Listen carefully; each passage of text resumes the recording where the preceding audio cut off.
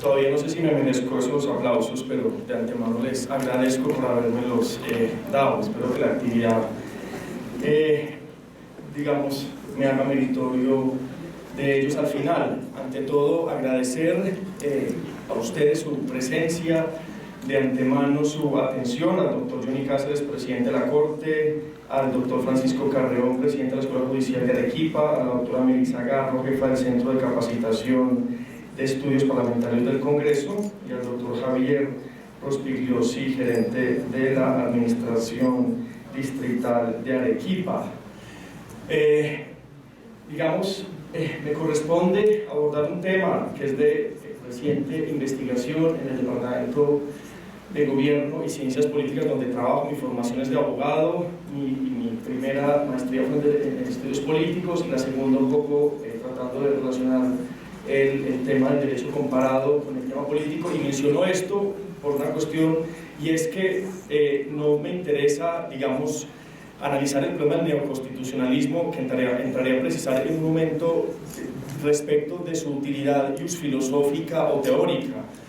Cuando uno trabaja en un departamento de gobierno y ciencias políticas, a pesar de la formación jurídica que tenga, siempre está obligado como a dar a que las categorías den rendimientos prácticos, digamos. No nos interesa ni escribir artículos ni publicar libros para que los profesores tengan material para dar clase o para dar conferencias, sino que hay un interés genuino por tratar de contribuir a mejorar, a depurar los debates que se dan a nivel analítico, los conceptos que utilizamos, y a nivel práctico, digamos, las instituciones judiciales que utilizamos en la práctica, tanto para caracterizar positivamente aquellas que ameriten serlo, como para criticar vehementemente. Con el señor magistrado hablamos, digamos, tratándose del caso colombiano, ejemplos positivos, pero como también negativos de la judicialización de la política.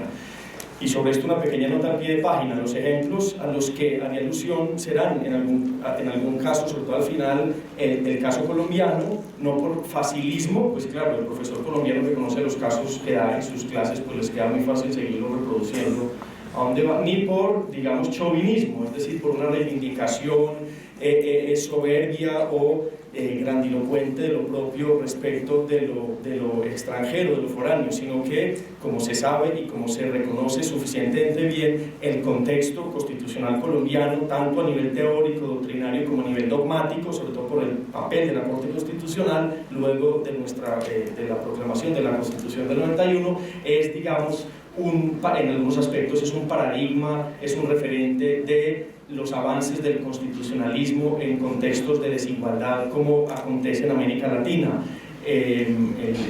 Hace 2 días tuve ocasión de presidir una pequeña reunión en el Instituto Palestra en Lima, no sé si lo identifiquen, es un editorial y un centro de estudios, y allá unos estudiantes me decían que, un estudiante, recuerdo, me dijo: mire, yo empecé a estudiar Derecho en el 2002, y todo mi pregrado y apenas hasta el final estuvimos durante el transcurso de la carrera estudiando sentencias de la Corte Constitucional colombiana. Siquiera lo dice él y no, digamos, lo tuve que decir yo para tratar de hablar acerca de la justificación del caso colombiano. Entonces, la conferencia tiene 4 partes. Me dijeron que el evento duraba cerca de 2 horas. Espero que los que se hicieron arriba, que es donde yo me hacía cuando quería volar muy rápido de las conferencias, no se vayan. En estas 4 partes abordaré una pequeña introducción hablando de la transformación del constitucionalismo en los últimos 20 años en América Latina. Ha habido, sin duda alguna, luego de la caída del fascismo en Europa, una oleada, digamos, un tsunami que se creó allá en los 40s, en los 50s, y luego ese tsunami nos llegó a nosotros luego de que pasó el océano, más o menos durante los últimos 20 años, y ha habido, digamos, como 3 momentos constitucionales importantes que quisiera mencionar ahí. Segundo, una pequeña exploración, el concepto neoconstitucionalismo, que es en el que enmarco mi exposición. Es un concepto polémico. En Perú, digamos, ha habido una renovación de la doctrina de manera importante, y lo he visto, por ejemplo, por lo que sale a nivel editorial recientemente, pero es un concepto muy polémico. Digamos, todavía falta precisar bien qué es lo que significa digamos, hay que dar un poco de rigor analítico en el uso de la categoría, porque no todo lo nuevo puede ser considerado neoconstitucionalismo. Digamos, en Bolivia quisieron responder a la objeción contramayoritaria del Poder Judicial con una pésima idea de que los magistrados de las altas cortes llegaran por elección popular, digamos. Esa es una medida nueva que se toma en ese contexto constitucional, pero no podría ser denominada neoconstitucional en el sentido en el que lo vamos a mencionar más adelante. Una de las expresiones más importantes del neoconstitucionalismo, que tiene tanto una relevancia jurídica como una relevancia política, es el tema de la judicialización de la política, que lo veremos en un momento, y finalmente 2 o 3 puntos de la conclusión en donde ya hacemos un diagnóstico crítico, un marco teórico, y luego, bueno, los doctrinales a veces cometemos el error de que hacemos un diagnóstico crítico, pero nos quedamos cortos al momento de plantear alternativas que eventualmente permitan solucionar la crisis que hemos denunciado, y yo quisiera dejar algunos puntos a partir de algunos de los desarrollos más recientes de la idea de la doctrina neoconstitucional, como es el hecho de que la única forma que el constitucionalismo adquiera legitimidad es a partir de la posibilidad de que se construyan canales dialógicos, canales deliberativos entre el Poder Judicial. Digamos, un Poder Judicial vigoroso necesariamente requiere construir ciertos canales deliberativos con los partidos, con la opinión pública, con los formadores de opinión, con las ONGs, para que las medidas que toman 9 magistrados en un tribunal respecto a lo que hacen 300 senadores en un recinto, que son los que llegan allá por nuestro voto, tenga no solo la validez jurídica, digamos, intrasistémica, sino también la legitimidad política extrasistémica. Entonces esos serían, digamos, los puntos de la exposición. La exposición, digamos, estaría pues a disposición de quien la... Sobre esto tengo algún par de cosas escritas también, obviamente, a disposición de quien lo requiera. Algunos puntos obviamente no podré ahondarlos por cuestión de tiempo. Entonces decíamos, uno podría identificar, haciendo una pequeña exploración de sociología política, 3 momentos importantes en el resurgimiento o en la consolidación del constitucionalismo como modelo de organización política luego de la caída del fascismo, como decíamos ahorita.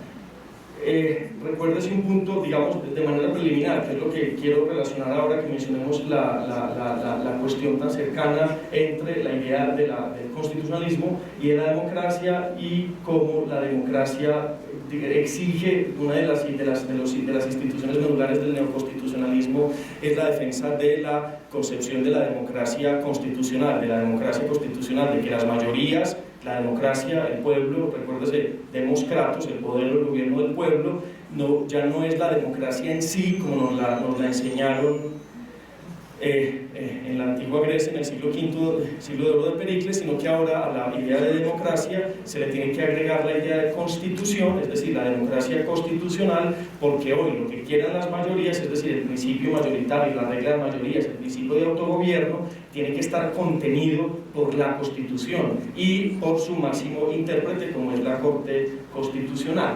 Entonces, esa idea, digamos, de democracia constitucional puede ser relevante. Brevemente, ¿qué se quiso lograr? Aquí pues no puedo ahondar en temas históricos, pero al menos esos puntos que están ahí, 4 muy concretos.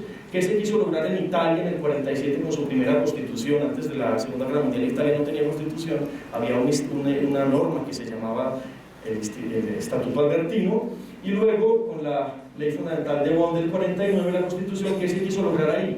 Digamos, esos puntos yo creo que serían los fundamentales: conseguir una división de poder real, operativa, funcional, digamos, la independencia judicial y la creación de cortes constitucionales, la ampliación de catálogos de derechos, pero hay que hacer un énfasis ahí en que estamos hablando solo de derechos civiles y derechos políticos, que es un avance importante respecto a lo que había, pero que la historia luego mostró que fue insuficiente. Y en cuarto lugar, la importancia de los partidos políticos. Por otro lado, digamos, empezó a generar otra oleada de reforma constitucional, que fueron fundamentalmente los países que recibieron la influencia soviética de la Constitución del 36, que son básicamente Hungría, Checoslovaquia, Polonia y Bulgaria, con las constituciones de esos años. Los puntos fundamentales de esos procesos de reforma, diríamos, en contraposición a lo que se estaba queriendo lograr en Italia y en Alemania, serían los siguientes: la organización en un único partido político con alto grado de control económico, no como en el primer caso veíamos la importancia de la pluralidad de partidos políticos. Segundo, el rechazo a la separación de poderes y se acuñó la expresión poder popular unitario. Tercero, poder legislativo y ejecutivo fusionados en una legislatura unicameral. El rechazo a la independencia judicial, porque se pensaba que digamos que no podía generarse o fortalecerse una élite de personas que no provinieran de esta representación popular unitaria mayoritaria, y en el último grado se consagraban derechos, pero se restringían libertades. Una segunda oleada, digamos, un segundo momento luego de estos procesos de reforma constitucional. Estos procesos vienen sobre todo desarrollando la ideología que se dio en Alemania y en Italia. Fueron los procesos en Portugal y España, que fueron muy importantes, sobre todo el español, en la consolidación del tercer momento, que fue el cambio en América Latina de los regímenes constitucionales, que son un poco herederos de ese fenómeno. Estos serían, como bien sabemos, los casos fundamentales de la renovación, que ya en un momento iremos a decir en qué consiste.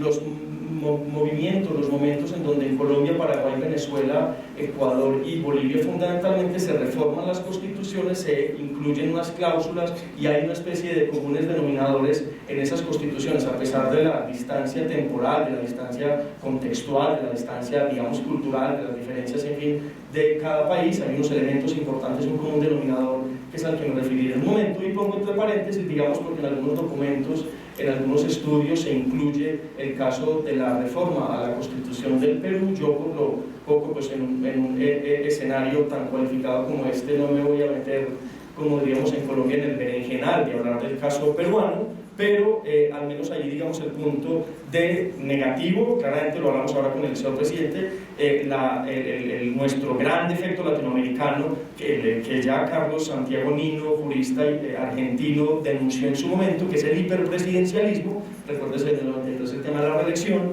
Esto, digamos, faceta negativa, y una faceta positiva, la creación, digamos, de la Defensoría del Pueblo, pero no quiero meterme en ese caso en concreto. Hay otros casos de Argentina, Costa Rica y México en donde, si bien no se reformó la Constitución íntegramente, se hicieron unos procesos de reforma constitucional muy puntuales que vinieron, digamos, inspirados por la ideología que luego se conceptualizó como el neoconstitucionalismo. Ahí, sobre todo, veremos esos comunes denominadores en un momento, que se da sobre todo en la parte dogmática, en la parte sustantiva. Aquí en este pequeño esquema quiero como hacer una radiografía que trate de que fuera comprensiva y común a todos esos procesos de reforma constitucional. Ya entraremos a precisar cuáles son los más relevantes, y a nivel, digamos, de la parte orgánica del Estado aparato, lo que a veces se denomina el cuarto de máquinas de la Constitución, pues se generan unas instituciones que procuren cumplir con los mandatos establecidos en la parte dogmática. Entonces, ¿qué elementos importantes en estos procesos de reforma constitucional se dieron en América Latina? Entonces, ahí están destacados, a mi juicio, los más importantes. El tema de la participación electoral con la posibilidad real de alternancia en el ejercicio del poder, un sistema efectivo de frenos y contrapesos. Recuérdese que antes de los 80 siempre el Poder Judicial era un poder que estaba relegado con mucha fuerza, era digamos, la fea del paseo en las tres ramas del poder público, siempre estaba relegada a el poder, sobre todo ejecutivo, que era el que le manejaba el presupuesto. En tercer lugar, se crea la categoría del goce efectivo de los derechos. Sobre este punto que acabo de mencionar, lo decía el magistrado en su intervención, una de las reformas importantes que se quiso lograr en los procesos de reforma constitucional en América Latina fue precisamente el tema de lograr mayor independencia del Poder Judicial, y una de las maneras fundamentales de lograrlo fue con el tema presupuestal. Se ensayaron muchas alternativas. En Colombia, por ejemplo, se crea una institución denominada el Consejo Superior de la Judicatura, que es la que se encarga de manejar el presupuesto de la rama sin injerencia, digamos, directa del Poder Ejecutivo.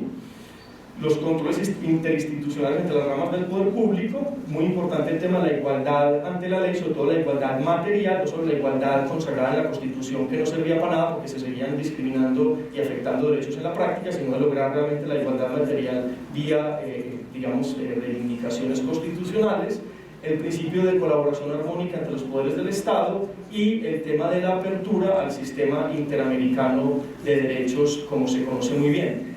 Por ejemplo, vía del control de convencionalidad que ejerce la Corte Interamericana, que se conoce pues en toda la región por sus casos. Características, digamos, que pueden derivarse de estos procesos sustantivos de reforma constitucional. Uno podría decir, este es el constitucionalismo de la multiculturalidad. Antes había grupos políticos minoritarios o social y culturalmente minoritarios discriminados, ¿no?, imaginados en sus derechos.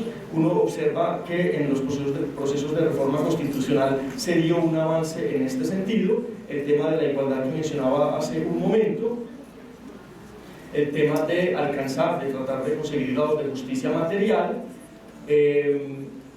descentralización administrativa, crear órganos de control, un aspecto importante, los ombudsman, la creación de instituciones como procuradurías o defensorías públicas que se encargarán tanto de ejercer un control sobre el poder como de garantizar la realización de los derechos, la creación de nuevos mecanismos de participación, referendo, plebiscito, en fin.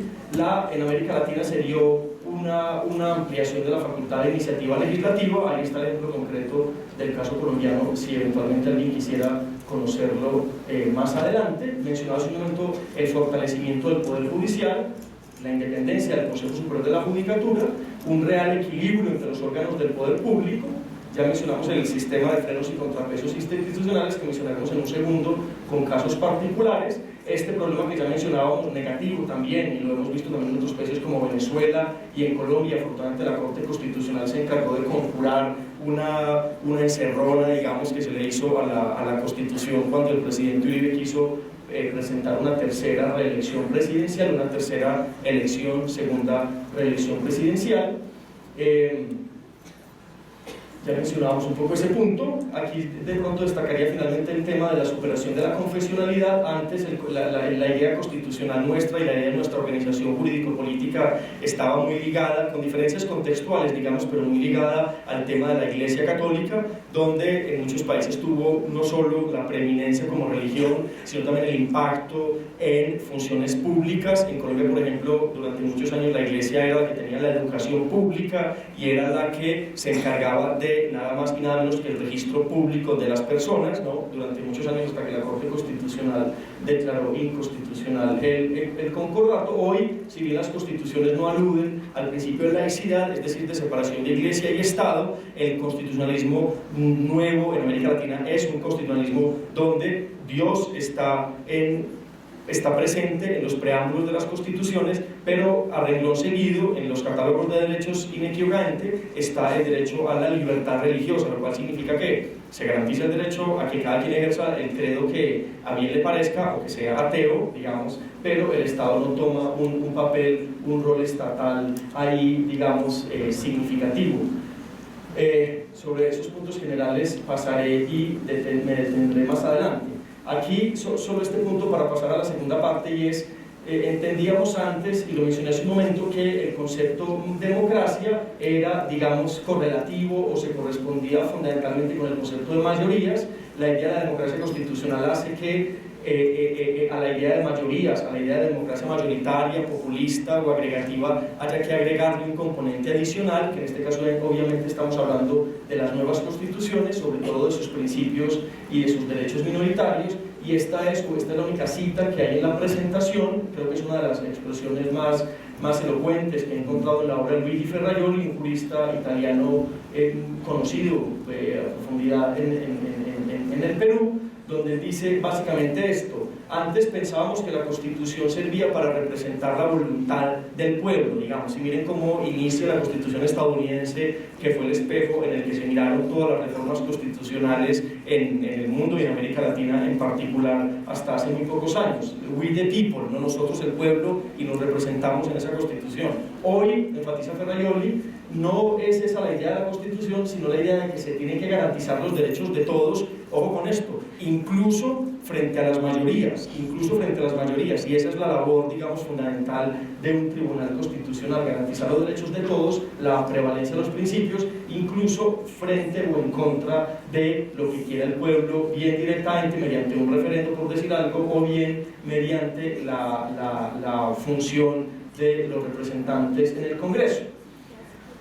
Ese, digamos, un pequeño panorama con algunos de los puntos fundamentales en común que tienen los procesos de reforma constitucional en América Latina. En segundo punto, la idea de qué hablamos cuando hablamos de neoconstitucionalismo. Los artículos que he encontrado de doctrinantes peruanos son en general críticos al uso de la categoría neoconstitucional y, digamos, plantean objeciones importantes.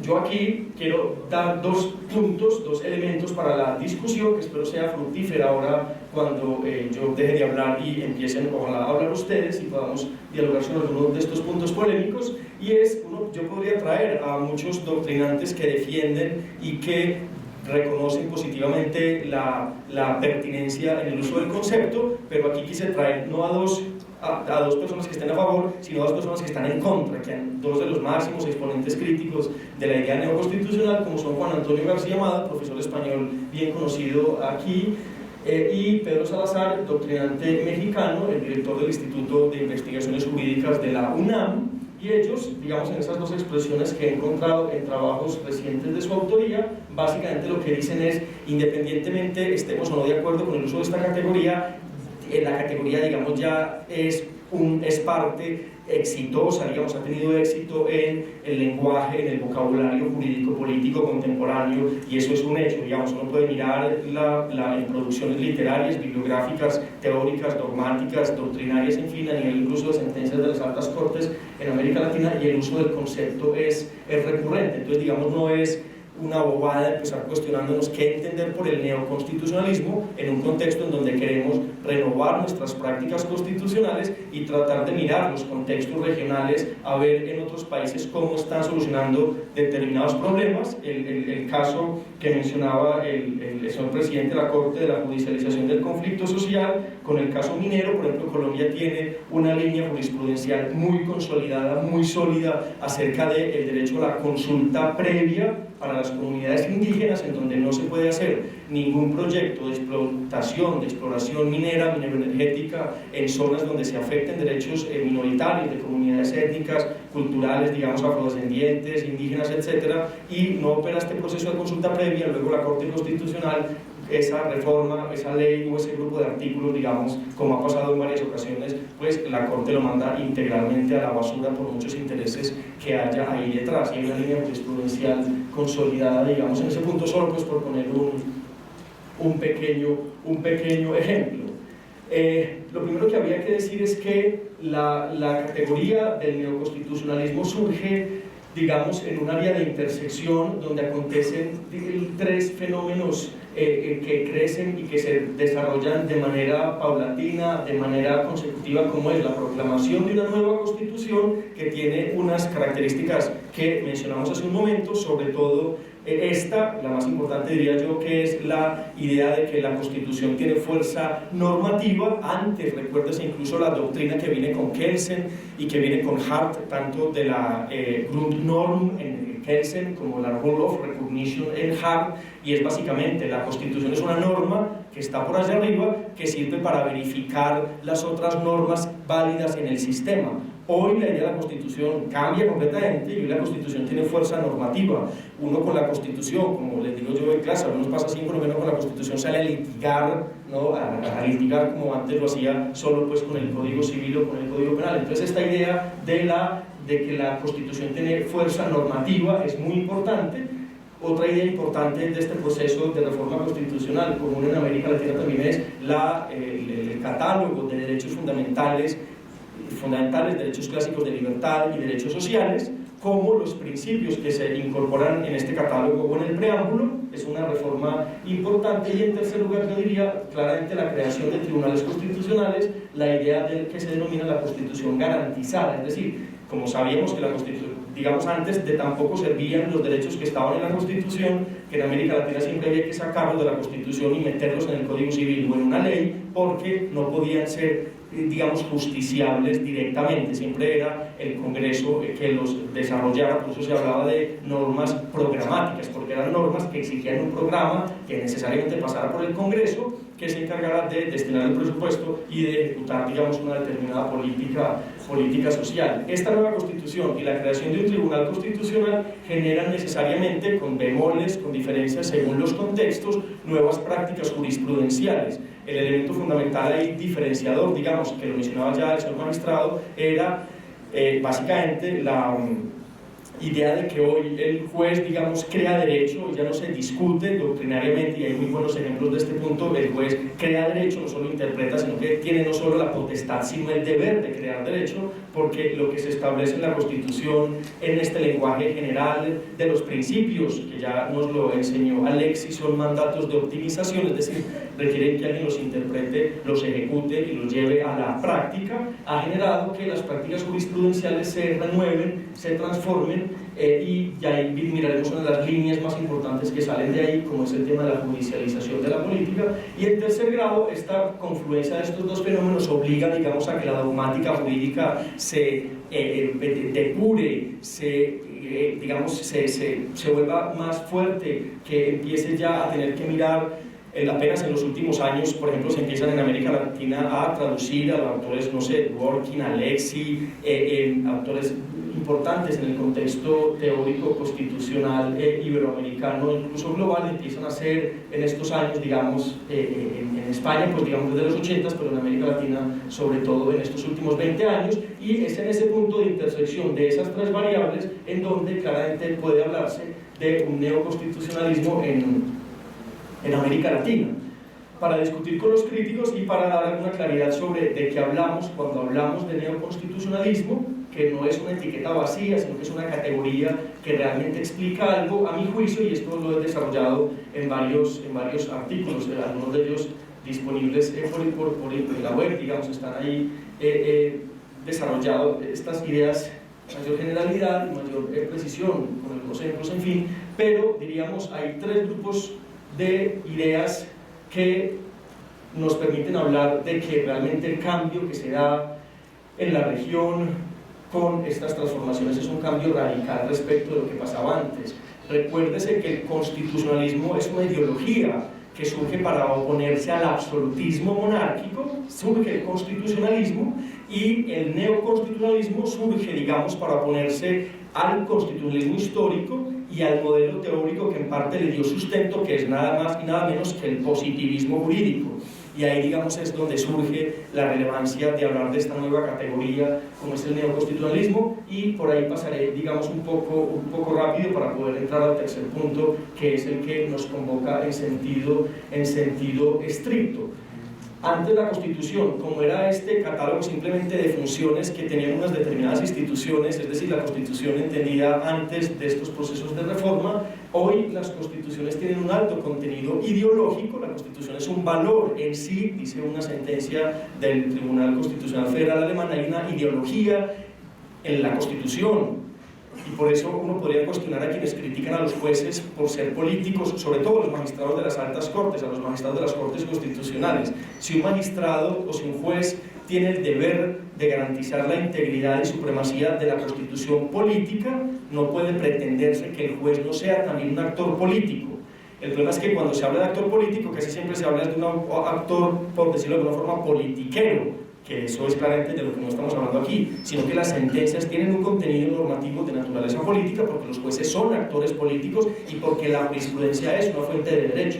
Y eso surge en parte de esta idea del contenido ideológico que está en las constituciones, y no es sino ver, digamos, el preámbulo de estas constituciones que mencionaba ahorita para mirar ahí la riqueza ideológica, axiológica, moral, digamos. Antes los positivistas se rasgaban las vestiduras queriendo separar al derecho de la moral.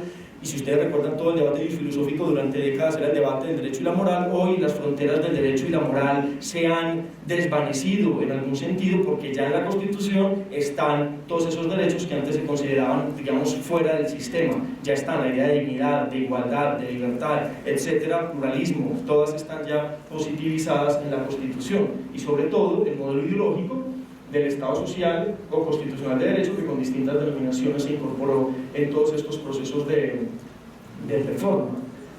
de reforma. Ya decíamos, las constituciones tienen reglas, está claro, pero también tienen principios. El contenido de la Constitución es sustantivo, ya no es solo, digamos, procesal, lo mencionamos hace un segundo. Hay derechos sociales, así como derechos de libertad. Hablamos ya de la naturaleza normativa de la Constitución, la aplicación directa de la Constitución. Muy importante la idea de la rigidez constitucional. Una Constitución, esa idea viene ya desde la idea histórica de Constitución. Por ejemplo, recuérdese lo complejo que es el proceso de reforma de la Constitución estadounidense, por poner un ejemplo. La última reforma que se le hizo a esa Constitución, se lo digo por ejemplo con mucha nostalgia, con mucho pesar, porque en Colombia la Constitución nuestra tiene 20 años y la han reformado más de 30 veces.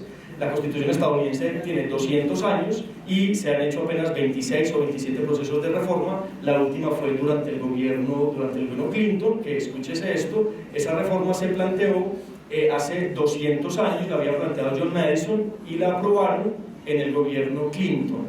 Digamos, es un proceso complejo de reforma constitucional. La idea de rigidez ya viene desde el proceso histórico del constitucionalismo, pero nosotros diríamos, ¿por qué es importante hoy defender la rigidez constitucional? Ya no tanto por el principio de legalidad o de seguridad jurídica, que es los principios sacrosantos del constitucionalismo, sino por la idea de que una constitución que se está cambiando constantemente es una constitución que no logra constitucionalizar el ordenamiento jurídico, que es de lo que se trata, digamos, es la vocación normativa de la Constitución es esa, que pueda llegar no solo al control constitucional de las leyes, sino bajar de ahí para abajo, digamos, al control de lo que hacen los estados, de lo que hacen las ciudades, y uno podría decir, igualmente, de pronto tengo algunos casos de esos más adelante, el control constitucional de normas, como son, por ejemplo, los manuales de convivencia de los colegios.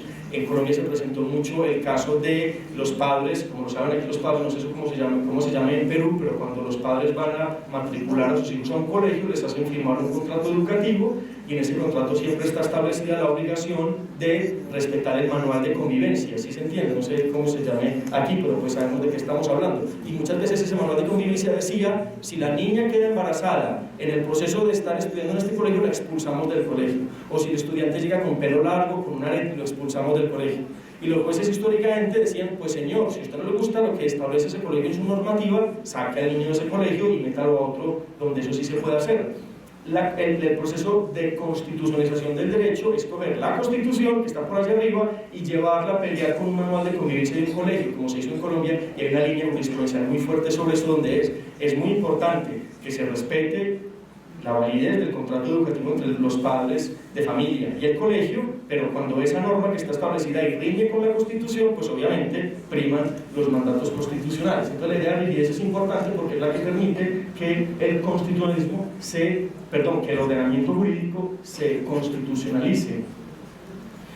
Hablamos ya de las fuentes del derecho, la idea que acuña un profesor que tuve en Génova, no sé si sería aquí, Ricardo Guastini. Él habla mucho acerca de la idea de que la constitución contemporánea es una constitución invasiva, una constitución que se mete en todas partes, que tiene que ver con todos los conflictos que se presentan en una sociedad en un momento determinado.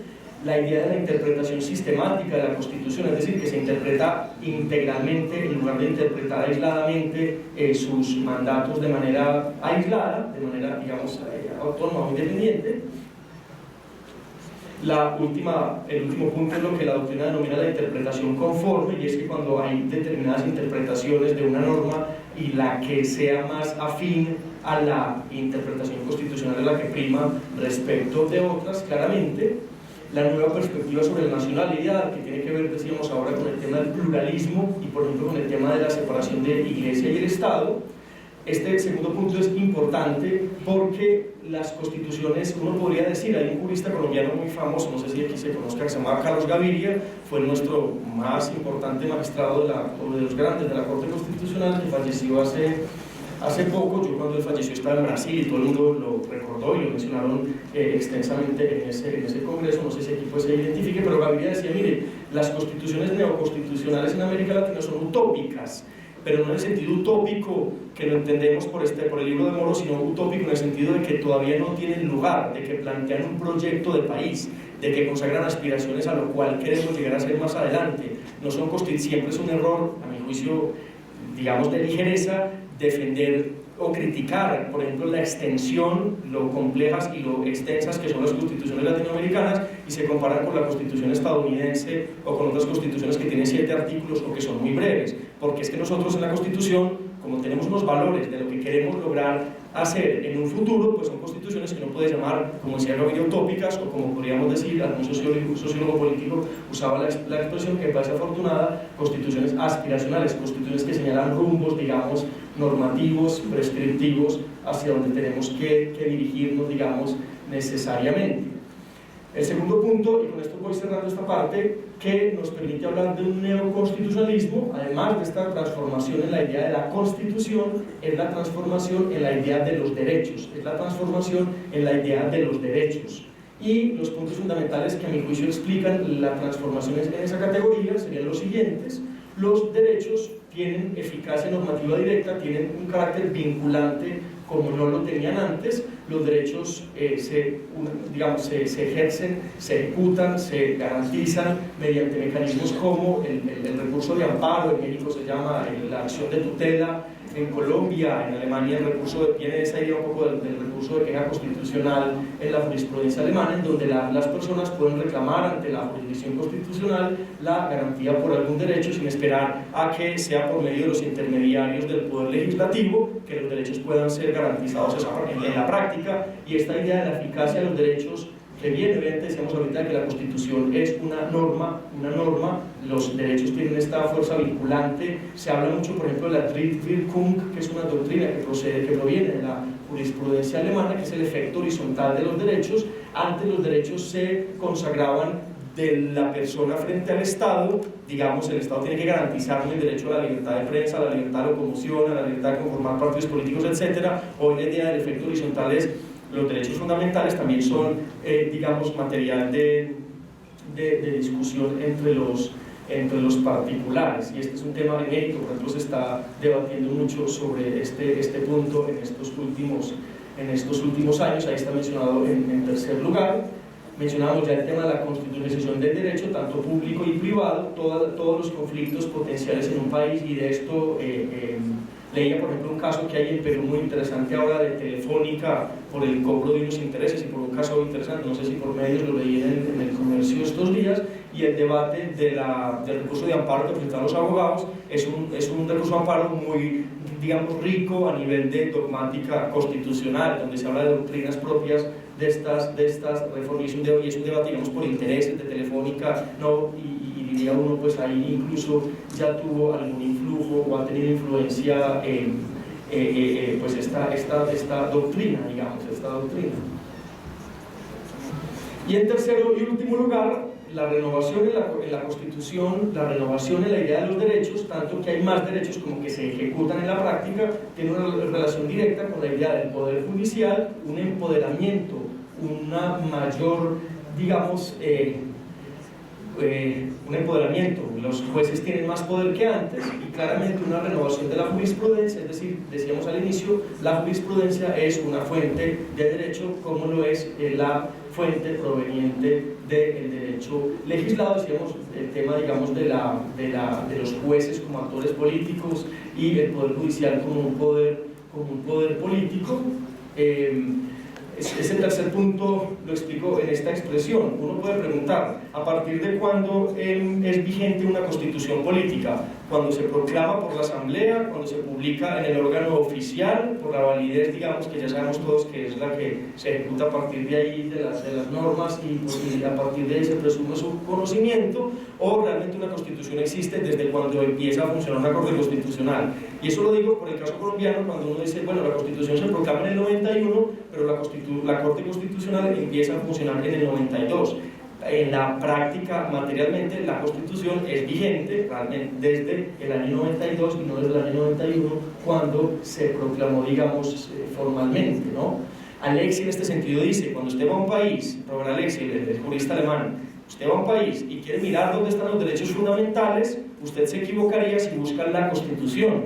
Usted tiene que buscar en los tomos de jurisprudencia del Tribunal Constitucional, y ahí es donde va a encontrar los derechos, no es lo que diga la Constitución. Ya lo decíamos ahorita, los derechos en esta ideología neoconstitucional, antes también, pero sobre todo ahorita que hay una sustancia, digamos, mucho más presente que en el modelo anterior, están redactados de una manera donde el derecho a la vida es inviolable, se garantiza el derecho a la igualdad, en qué caso la dignidad humana es inviolable. ¿Eso qué significa en la práctica materialmente? Es la Corte Constitucional la medida que toma decisiones en casos concretos, que empieza a crear, digamos, sus reglas jurisprudenciales, o como se denomina, normas adscriptas, ¿no? Que son los que constituyen precedente, que son en últimas la fuente de derecho equiparable, digamos, a la rama legislativa.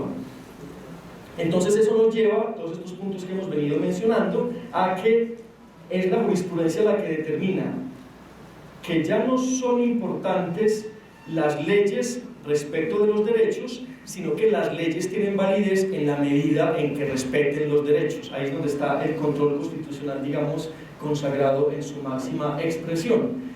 Y esta idea, digamos, al final diríamos, habría una garantía a la revisión judicial de constitucionalidad si uno entiende la Constitución y la democracia constitucional en el sentido en el que lo mencionábamos ahorita, donde lo que hagan las mayorías tiene que tener control constitucional, pues necesariamente hay que defender alguna forma de control judicial, el debate por la judicial review, que es muy presente en el constitucionalismo contemporáneo. El Instituto Palestra acaba de publicar un libro muy interesante que a los interesados por estos temas se los recomiendo. El libro se publicó esta semana, que se llama Una cuestión de interpretación, de un magistrado de la Corte Constitucional, de la Suprema Corte estadounidense, Scalia, donde está la doctrina de interpretación constitucional que él defiende, pero de manera más interesante porque él es un conservador, godo, radical, que defiende la ideología, digamos, originalista de la interpretación, pero están reproducidos en el libro los comentarios críticos a ese libro de Ronald Dworkin y otros autores, en donde uno puede ver como el panorama interesante a nivel de la discusión por la interpretación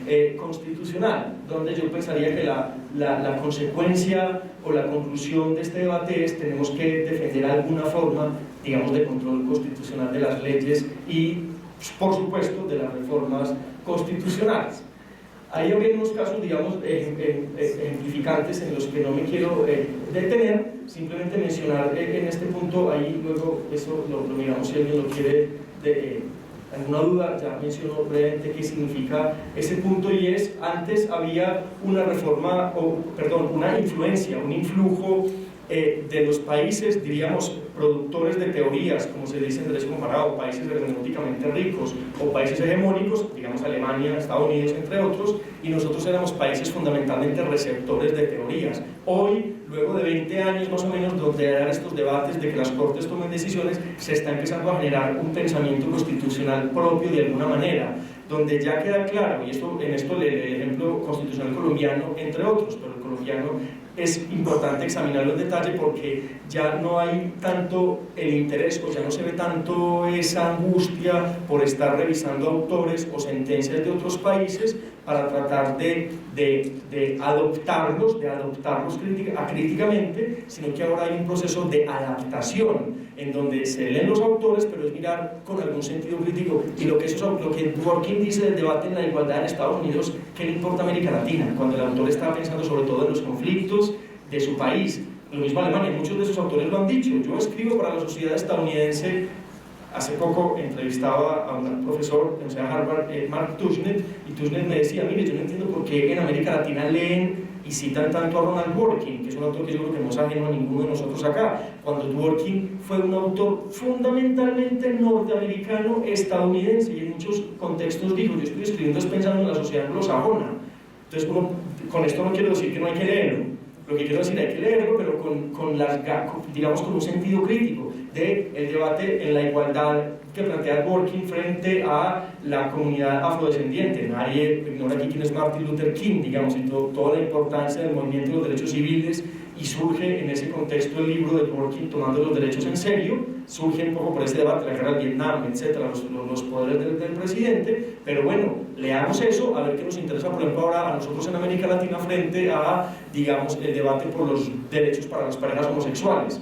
Si el Estado no les da el derecho a casarse a los homosexuales, ¿está vulnerando el derecho a la igualdad? Esa es la pregunta. Pues mire, echémosle mano a los argumentos del derecho comparado. Están reclamando el derecho a la adopción de menores. si el Estado lo niega, les está violando la igualdad, digamos, o la dignidad, etcétera. Pues miremos lo que dice el derecho comparado para tener arsenales argumentativos para, digamos, resolver ese caso, y como estos que acabo de poner, pues hay miles y sin duda ustedes tienen muchos más en mente. Entonces, más o menos desde finales de los 90 hay un consenso en América Latina según el contexto, puede ser solo doctrinario o puede ser también jurisprudencial. Pasa, por ejemplo, ahora también en otros países como México o Argentina, donde se han dado prácticas progresistas y activistas de derecho constitucional, por ejemplo, respecto del tema de cárceles, respecto del tema de presos. Unos ejemplos de pronto que mencionaré en un segundo. Y con esto paso de la segunda a la tercera parte de la exposición, que ya les voy adelantando, es la penúltima, para que ustedes vayan preparando para sus preguntas o sus observaciones. Uno puede entender entonces el neoconstitucionalismo desde estos elementos, tanto que provienen de la introducción que hacía esta conferencia, que son elementos medulares transversales a los procesos de reforma constitucional en América Latina. Uno, dos, a las reformas que se hicieron en las constituciones, en la idea de los derechos y en la idea del poder judicial y la jurisprudencia, que es a mi juicio lo que permite hablar de la validez de un neoconstitucionalismo en América Latina. O también puede entenderlo, el neoconstitucionalismo, decíamos ahorita, como una oposición al positivismo. ¿Y qué significa esa oposición a la idea del positivismo? Uno de los primeros, por poner el ejemplo, uno de los primeros artículos de Ronald Dworkin, donde él se pregunta, discutiendo con Hart, el debate Hart-Dworkin, muy importante en el debate constitucional iberoamericano, se pregunta a Dworkin, ¿es el derecho un sistema de reglas? Artículo muy influyente, donde quiere criticar precisamente la idea del positivismo, y él dice, no, también en el derecho hay principios, y por eso Dworkin se oponía en este debate famoso a la idea de la discrecionalidad judicial, porque él decía, si el derecho está consagrado, está integrado por reglas, pero también por principios, el juez nunca tiene que salirse de ahí para resolver un fallo. Y en un libro que se titula Law Empire, me han traducido porque dice como el imperio de la justicia, porque eso significa más bien el imperio del derecho, pero bueno, él pone un caso que lo vino a plantear en otros libros, muy sencillo, lo plantea brevemente. Un señor en el estado de Nueva York era heredero único de su abuelo, se enteró que su abuelo iba a cambiar el testamento y lo iba a sacar de ahí como heredero, y el señor pues llega y lo mata antes de que cambie el testamento. Entonces, a los jueces les llega la cuestión de el caso, ahora me acuerdo del dato, lo prometo. Entonces llegan los jueces y se preguntan, bueno, el tipo mata al abuelo, ¿debemos darle la herencia o no? Los positivistas, digamos los formalistas, los que seguían el modelo de reglas, decían, no hay ninguna regla que impida que el tipo reciba la herencia.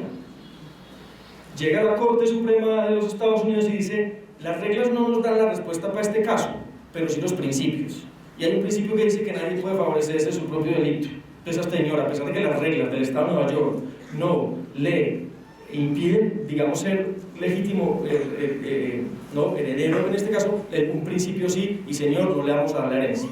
Entonces, este es un caso pues, muy sencillo. Ha habido un desarrollo dogmático más grande para explicar el punto de la América Latina, pero simplemente es enseñar cómo las reglas y los principios, digamos, son normas ambas y tienen naturaleza, digamos, vinculante para, digamos, respuesta a casos concretos. Segundo, aquí estoy haciendo bien una síntesis, podrían quedar cosas por fuera, yo creo que esto es lo más importante que hay que decir. Segundo, ¿con qué métodos? Y aquí los jueces, pues obvio, tienen más que decir de eso que yo.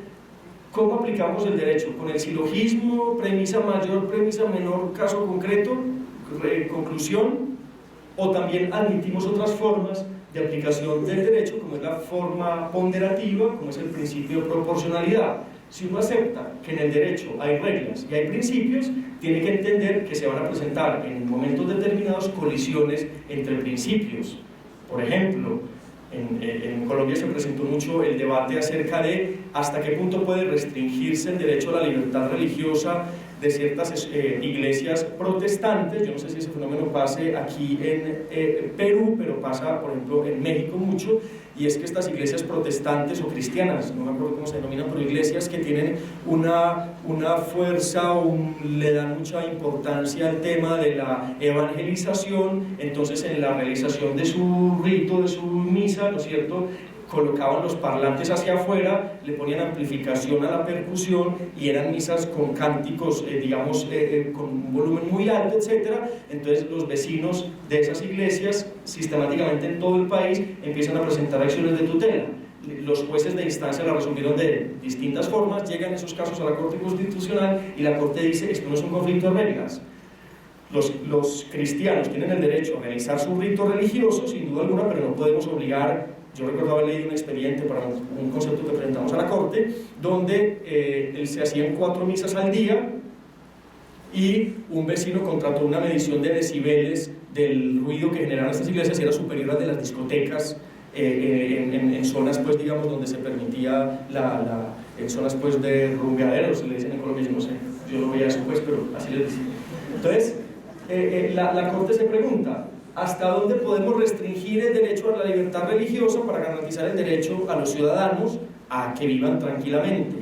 Y la Corte dice, sin afectar lo que en derecho se denominaría el núcleo esencial, ¿no? ¿Cómo hacemos para restringir el derecho de las iglesias cristianas?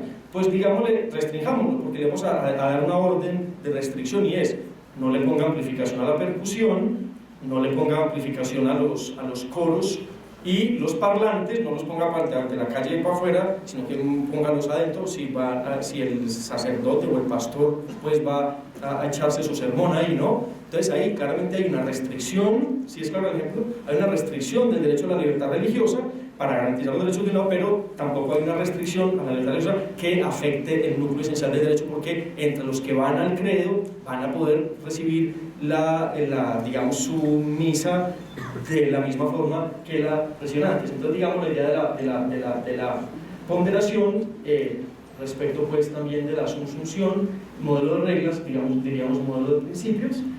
En tercer lugar, tanto el Poder Legislativo como el Poder Judicial son poderes que crean derecho, lo hemos mencionado ya un poco, y en este sentido podemos hablar de una legislación ordinaria, y de que es lo que hace el Congreso.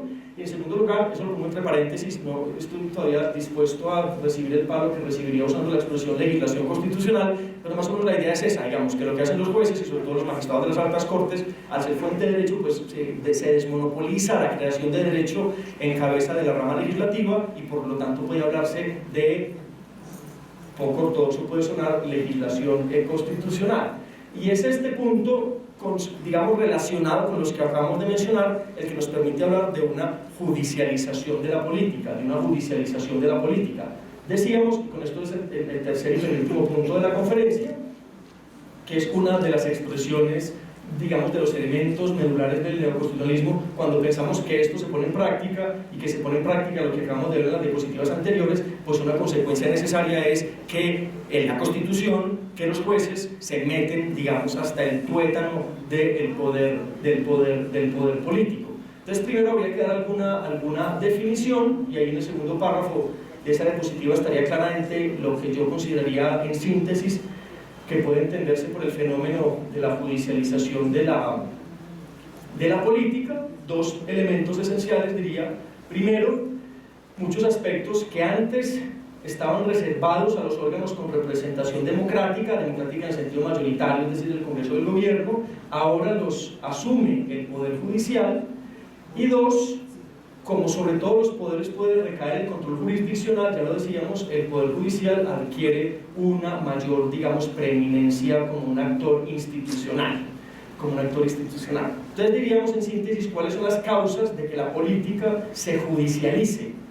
La primera, sin duda, a mi juicio, sería el neoconstitucionalismo, y en particular esas doctrinas que ya acabamos de mencionar brevemente. La Constitución es una norma que se aplica, ¿no? Las constituciones tienen amplios catálogos de derechos que tienen naturaleza vinculante.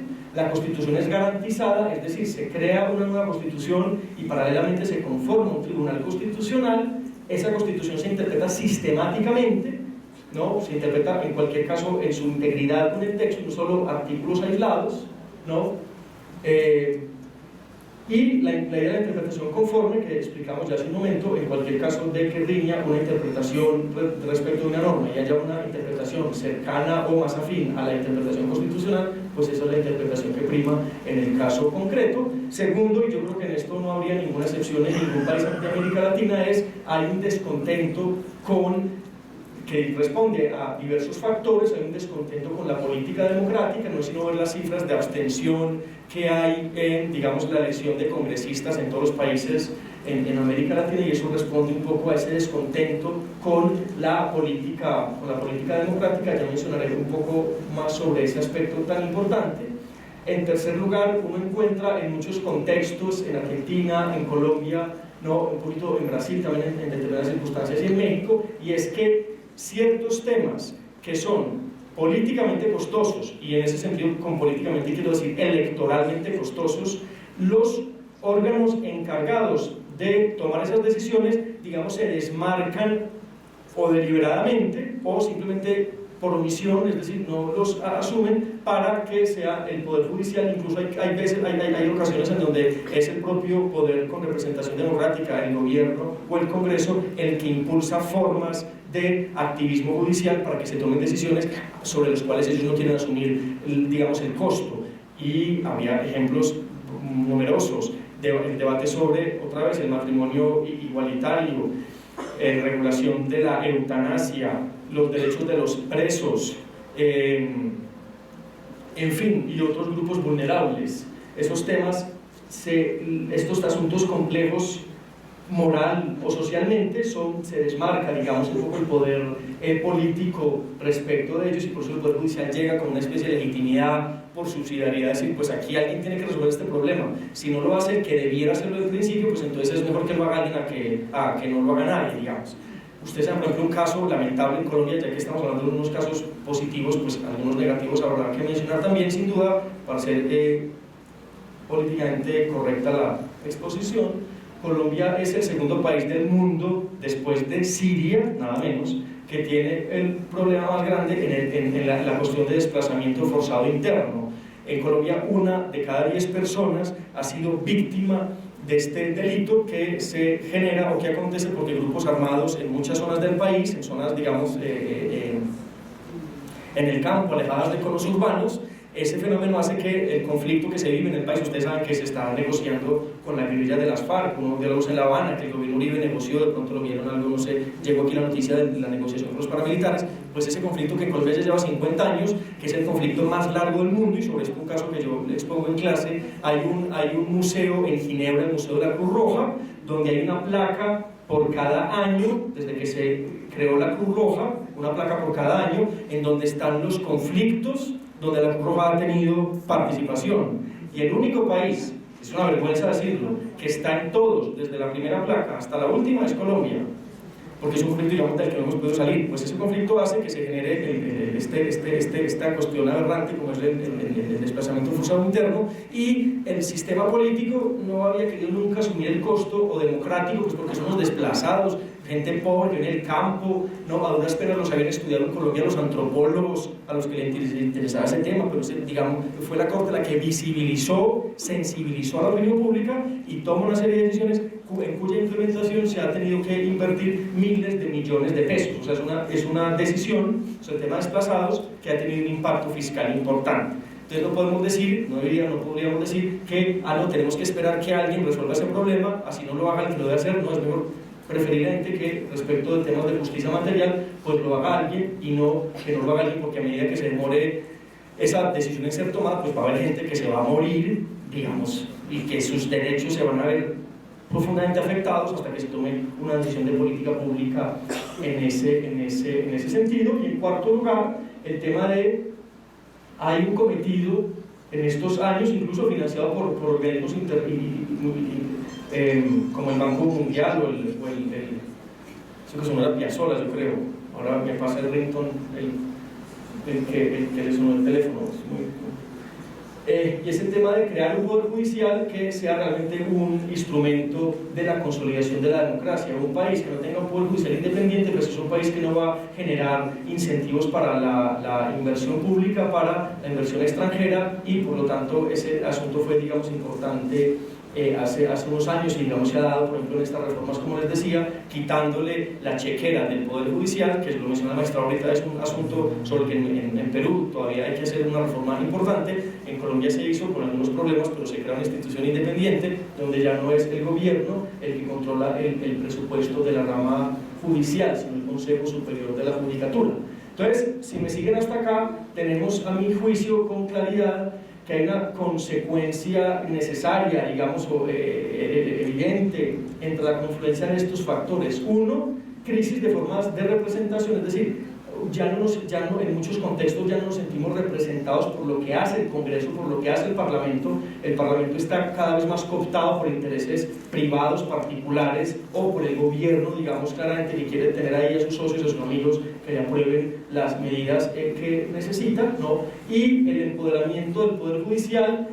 Una consecuencia es que muchos sectores populares, la comunidad LGBT, los indígenas, los desplazados, los presos, las mujeres, etcétera, empiezan a exigirle al Poder Judicial que tome decisiones. Ya decíamos que tradicionalmente o en principio son decisiones que deberían ser atendidas por medios políticos democráticos, pero como no lo son, llega la Corte, digamos, o llegan los tribunales constitucionales con una especie, podríamos denominarlo, de legitimidad por subsidiariedad, y ahí es cuando se suscitan formas de activismo judicial. Esto está muy largo, simplemente les llamaría su atención al último punto. Habría como dos, ahí las flechas yo no sé si se cogieron, pero pues queda claro. Este empoderamiento del control judicial tiene fundamentalmente dos expresiones. Tanto a nivel judicial, es decir, los jueces empiezan a sancionar a congresistas mediante procesos, por ejemplo, de pérdida de investidura. Otro aspecto lamentable y pavoroso de la política colombiana es recientemente lo que se denominó la parapolítica, es que se encontró que de 350 congresistas que tenemos, cerca de 60 vieron comprometida su elección con dineros de grupos narcotraficantes y paramilitares. La Corte Suprema de Justicia asume ese proceso y son, digamos, declarados responsables nada menos que del delito de concierto para delinquir agravado, y no por corrupción, sino concierto para delinquir agravado. Entonces, ese sería una primera manifestación de esto que llamamos judicialización de la política. Y segundo, los jueces se empiezan a volver, digamos, actores importantes en el proceso de formación de las políticas públicas. Los jueces empiezan a tomar un rol inédito en decirle, según los contextos, digamos, en Colombia, a mi juicio, eso se ha hecho más bien que mal, con algunos errores, pero las cortes empiezan, como a la corte le llegan las tutelas de todo el país, la corte empieza a darse cuenta de cuáles son los focos en donde más se están presentando violaciones de derechos, toma una decisión en donde vincula distintos procesos, en lo que allá se denominan las macrosentencias, y resuelve ordenándole al Congreso, por ejemplo, aquí el tema de la salud es un tema que está mal regulado, es un tema que está bloqueado, y le da las órdenes al Congreso y al gobierno, por supuesto al Congreso, para que tome políticas públicas en ese sentido. También lo hizo con los presos y también lo hizo, decíamos ahorita, con los desplazados, digamos, con los desplazados. Algunos ejemplos concretos para ir ya cerrando la exposición, en donde hablamos, digamos, de judicialización de la política. Decíamos ahorita en la lucha contra la corrupción y el clientelismo, tanto el Consejo de Estado como la Corte Suprema de Justicia no llevan la Constitución, nos llevan las subreglas constitucionales hasta el punto de generar estos procesos en contra de los congresistas, que cada vez se toma con mayor vigor. Antes esto no pasaba y ahora pasa, digamos, de manera más elocuente, al menos en este caso, como les decía, ya hay muchos ejemplos. La judicialización de la política hace que los jueces empiecen a controlar los excesos, tanto del Ejecutivo. El ejemplo más importante, aquí hay varios, sería el control material a las declaratorias de estados de excepción. Colombia, durante los 50 años antes de la Constitución del 91, en esos 50 años pasamos cerca del 60 o el 70% de ese periodo bajo el estado de sitio, que era el gobierno decía, el presidente no, es una doctrina que se conoce en toda América Latina según diversas denominaciones, pero el fenómeno como tal existió en la mayoría de países, y es, pues aquí yo declaro el estado de conmoción interior, el estado de sitio, porque hay una conflagración o hay un problema, entonces yo asumo poderes, ¿no? Eso es lo que se lo pasa así ahorita a Maduro, por ejemplo, y ustedes han visto los efectos de la cooptación del poder judicial en ese país. Entonces, muy importante en el proceso de judicialización de la política, el control a los excesos del Ejecutivo. Por ejemplo, cuando el gobierno Santos llega al poder, acontece una serie de inundaciones en todo el país. Él le pide facultades extraordinarias al Congreso, el Congreso se las da, él empieza a ejecutar, ¿no?, políticas, ¿no? Y a tomar medidas que no hubieran podido pasar, se ahogaba todo el mundo que estaba ahí, pues, ¿no? Afectados por esa inundación. Entonces el presidente adquiere esa facultad, luego le dice al Congreso, oiga, necesito que me prorrogue estas facultades porque tengo que seguir haciendo esto, y la Corte dice, no, utilice los poderes que ya le di, no le voy a dar más ni se los voy a prorrogar. Ahí hay un control, digamos, a la declaración a los estados de excepción. Y esta doctrina muy interesante, le acabo de regalar al magistrado señor presidente un libro en donde hay un capítulo sobre este tema, los excesos del legislativo. Los excesos del legislativo, que son, en síntesis, sabemos que el Congreso tiene el poder de reformar la Constitución. Ese es uno de sus elementos esenciales, connaturales, como lo es, ¿no? Y aquí hay miembros del Congreso presentes, como lo es el tema de proponer y aprobar leyes, está el tema de generar reformas constitucionales. Oiga, pero es que el Congreso a veces toma ciertas reformas constitucionales que afectan elementos esenciales y neurálgicos de la Constitución. Nosotros en América Latina, hasta donde sé, no tenemos lo que tienen otros países europeos, por ejemplo Alemania, que son las denominadas cláusulas pétreas, ¿no?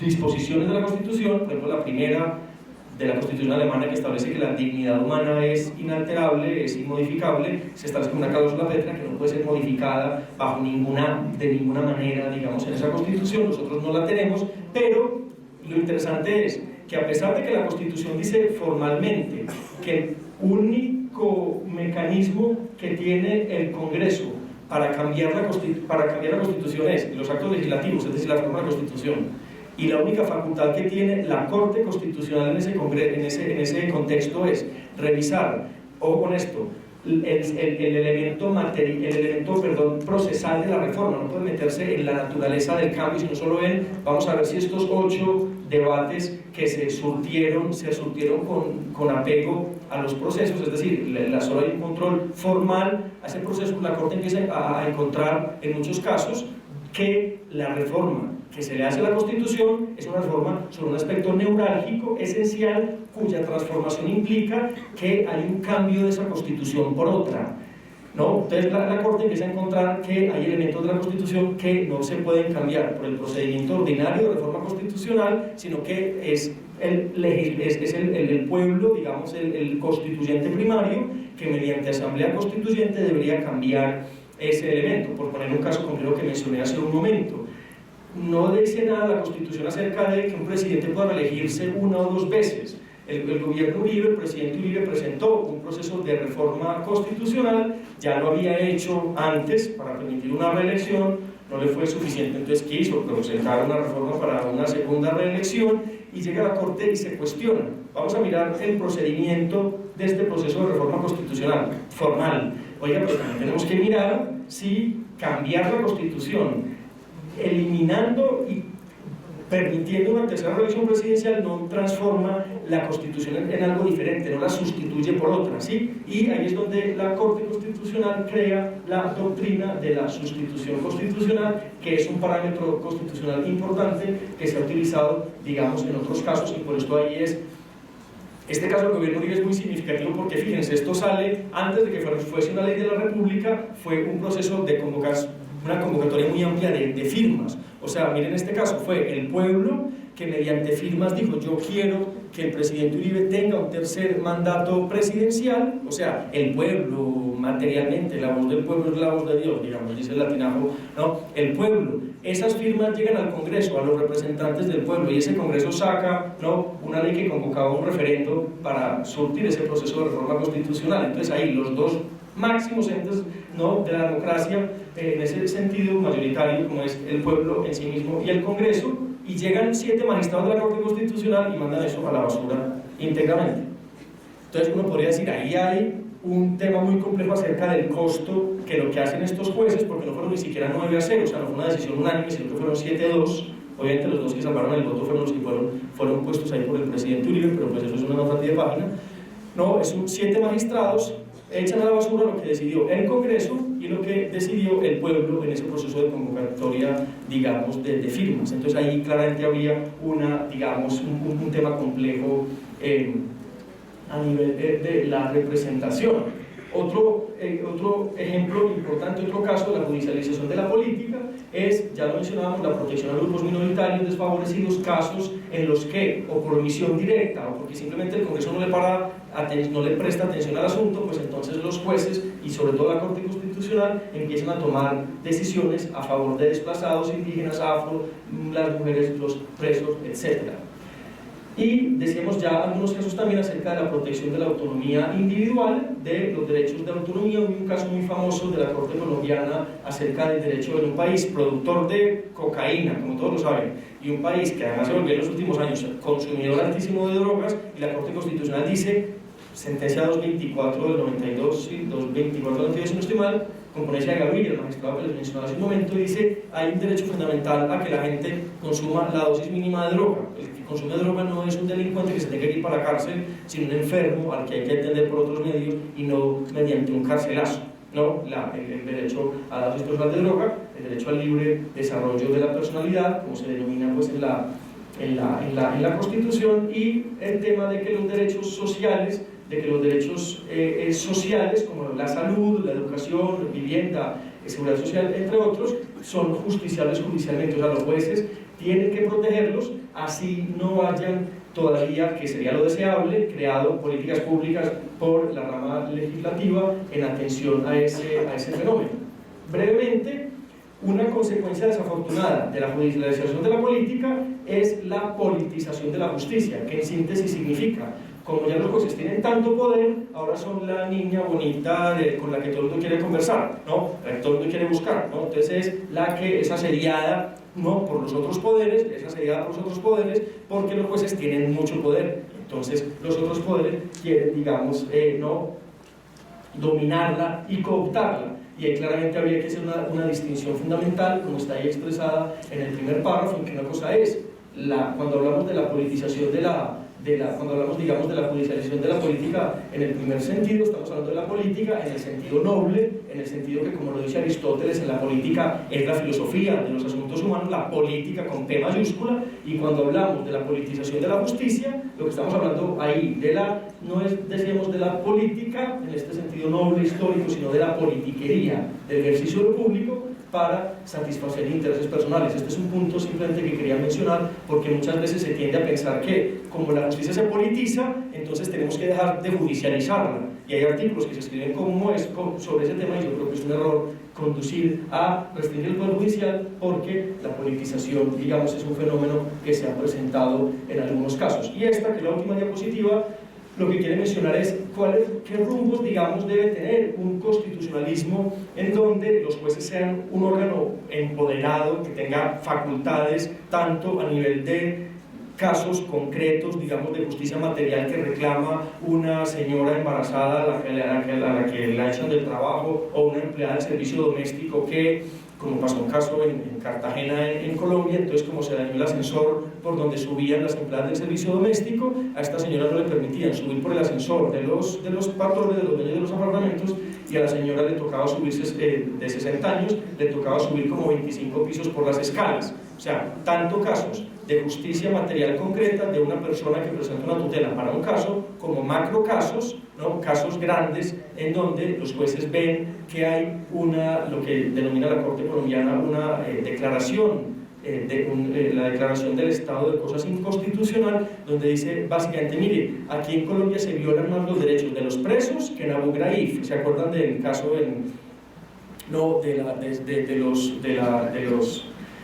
las fuerzas de ocupación estadounidenses, digamos, en Irak, en Afganistán, que estaban tomándole fotos desnudos a los presos, digamos, y eso generó un escándalo, no sé si lo recuerden, y un escándalo global, y lo que pasa en Colombia es 1000 veces más aberrante, pero los presos nadie, digamos, no, cuando hay niños que se mueren de hambre en un país como Colombia, pues lo que le pasa a los presos, pues de malas, ¿no? Y ahí las cortes han venido tomando decisiones en ese sentido. Eso que está en la primera parte de la diapositiva parece un juego de palabras, pero no lo es. Ya decíamos, la democracia contemporánea es una democracia constitucional porque las mayorías ya no pueden hacer lo que les dé la gana, sino que las mayorías, el pueblo y el Congreso, están sometidos a los mandatos constitucionales, a lo que dice el Tribunal Constitucional. Si uno asimila esta idea, yo lo haría gráficamente como una represa. donde el pueblo, donde la democracia es el afluente, el agua que va con toda la fuerza, pero un tribunal constitucional, una corte encargada de este tema, es la que se encarga como de contener, digamos, a esas mayorías para que no se extralimiten en el ejercicio de sus funciones. Yo creo que sobre eso ya hay un consenso tanto teórico como doctrinario en muchos países, a pesar de que en Venezuela eso en la práctica no pasa. Cualquier examen de lo que acontece allá, el resultado sería un examen crítico, y nadie podría defender, digamos, que esa idea populista de democracia es una idea defendible de democracia. No sé aquí cómo se vio el debate cuando, recuerden, en la Cumbre de las Américas, el presidente Raúl Correa de Ecuador quiso convocar a los presidentes de la región para que Cuba fuera invitada a esa cumbre, ¿no? No sé si además creo que esa cumbre fue en Colombia, si no recuerdo ahorita, pero bueno. Y uno se pregunta, en un país como Cuba, donde no hay libertad de prensa, donde no hay partidos políticos, ¿eso puede llamarse democracia? Yo no estaba de acuerdo con el presidente Correa en ese sentido, de pensar que tuve oportunidad de discutirlo con varios de sus ministros en un foro interesante. Eso no es que nadie se eche al bolsillo una definición de democracia, sino que un elemento esencial de la democracia contemporánea es la alternancia en el poder público, es el hecho de que hay partidos políticos, es el hecho de que hay libertad de prensa, y los que han ido en Cuba aquí lo recuerdan, allá solo hay un medio de comunicación político que se llama el Granma. Cuando yo fui, recuerdo que muchas de las columnas las escribía Fidel Castro, Raúl Castro, no había más editorialistas ni más columnistas, ¿no? Y ahí pues esos dos elementos son esenciales, necesarios, no suficientes, pero sí necesarios de una concepción contemporánea de democracia, y por lo tanto ahí a mí no me parece que esa discusión acerca de que eso no es una democracia, tampoco lo es lo que está pasando ahora en Venezuela, a pesar de que uno mire el populismo y las masas que apoyan esa pseudo revolución y pensar que ahí hay algo de democracia. Eso no soporta ninguna examen, digamos, contemporáneo acerca de lo que significa una democracia. Hoy una democracia es necesariamente constitucional, necesariamente, no es optativo, digámoslo así. Pero de lo que se trata, cuando queremos tener un poder judicial empoderado, un poder judicial que tome decisiones, que judicialice la política en realidad, tanto a nivel de la judicialización de otros funcionarios como a nivel de volverse un actor en el proceso de formación de políticas públicas, tenemos que cuestionarnos acerca de cómo hacemos para que esa labor de judicialización de la política se haga, digamos, legítimamente, que no sean solo 9 magistrados encerrados en una corte constitucional o en una corte suprema que decidan como a ellos mejor les parezca, sino de una manera en donde sean decisiones, digamos, políticamente legítimas. Y en Estados Unidos en los últimos años ha surgido un movimiento, sobre todo en la Universidad de Yale, varios profesores, Robert Coase, Riva Siegel, entre otros. Yo traduje un libro que publicó el profesor Roberto Gargarella en Buenos Aires con ese título, Constitucionalismo Democrático. Hicimos una edición académica de varios de los textos más importantes del movimiento que a nuestro juicio más tienen para aportar al debate latinoamericano. Es un libro que no me dan derecho de autor por ese libro, entonces lo recomiendo sin pudor, porque es un libro interesante, y es: el constitucionalismo tiene que ser democrático, es decir, el constitucionalismo ya entendido en esta primera sección de democracia constitucional, este neoconstitucionalismo tiene que ser democrático, reitero, tiene que ser democrático en el sentido normativo. El constitucionalismo latinoamericano contemporáneo tiene que ser atento, digamos, a las reclamaciones, a las demandas ciudadanas. ¿Y cómo se hace eso? Ese es un desafío ya a nivel operativo muy, muy importante, y sobre el que el contexto colombiano, el contexto sudafricano, el contexto de la India, también algunas cosas se han hecho en México y en Argentina y un poco en Brasil con el tema del presupuesto participativo. Los tribunales empiezan a decir: yo tengo que dotar a estas decisiones no solo de la validez, porque los 7 magistrados encerrados en el tribunal, o los 9, pueden sacar una decisión válida, eso no está en discusión, pero queremos que esa decisión sea legítima, que sea aceptada y seguida, digamos, por la opinión pública, por los jueces, digamos, una decisión que tenga un amplio respaldo, que sea un constitucionalismo democrático, en el sentido que acabo de explicar. Entonces, un mecanismo, generemos, por ejemplo, la práctica de las audiencias públicas. 2, generemos la práctica muy conocida en Estados Unidos y ya en América Latina de los amicus curiae, o de las intervenciones ciudadanas. Es muy común que la Corte colombiana, y pasa también en otros contextos como en Brasil y en Argentina, solicite a ONGs, a universidades, a institutos de investigación Lo hizo, por ejemplo, la Corte Constitucional recientemente en el caso de la adopción homosexual, que la Corte dijo: yo puedo tomar esta decisión encerrado en mi despacho, pero quiero tomar una decisión vinculante que sea ampliamente aceptada. Entonces la Corte le solicita a diversos institutos de investigaciones de la Facultad de Salud Pública de una universidad, la Facultad de Psicología de otra universidad, y les dice: oiga, que a un niño lo cría una pareja de hombres o de mujeres le afecta su desarrollo psicosocial, le afecta lo que la Corte llama el interés superior del menor, ¿no? Ilústreme sobre este punto, porque los jueces pues de eso no sabemos y tenemos que, ¿no? Entonces esa práctica de las audiencias públicas y esa práctica de los amicus curiae, de las intervenciones ciudadanas,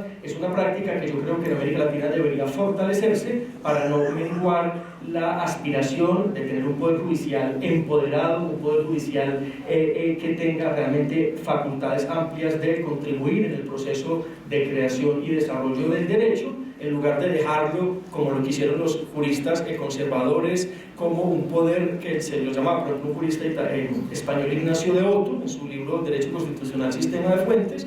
El derecho constitucional, y en concreto las Cortes, deben estar quietas, no pueden ser activistas y tienen que esperar a ver qué leyes manda el Congreso, y ahí es donde ellos simplemente la declaran constitucional o inconstitucional. No, los jueces ya hacen esa labor, pero hacen otras, digamos, y en ese proceso es donde contribuye a la judicialización de la política. Entonces, digamos, como el mecanismo para esta fortaleza del Poder Judicial de decisiones legítimas de amplio respaldo es a partir de un constitucionalismo que uno podría llamar, como lo llaman algunos autores, un constitucionalismo dialógico, que esté en conexión con movimientos, digamos, decíamos, de la opinión pública, con los partidos políticos. En Colombia fue muy interesante, por ejemplo, y con este ejemplo termino, se hizo una reforma constitucional para iniciar el proceso de negociación con la guerrilla de las FARC en Cuba, un caso muy complejo, una reforma constitucional, se denominó el marco jurídico para la paz, y la Corte Constitucional dijo: yo puedo tomar esta decisión encerrado aquí en el despacho en Bogotá, en el Palacio de Justicia, y saco una sentencia como mejor me parezca del examen constitucional.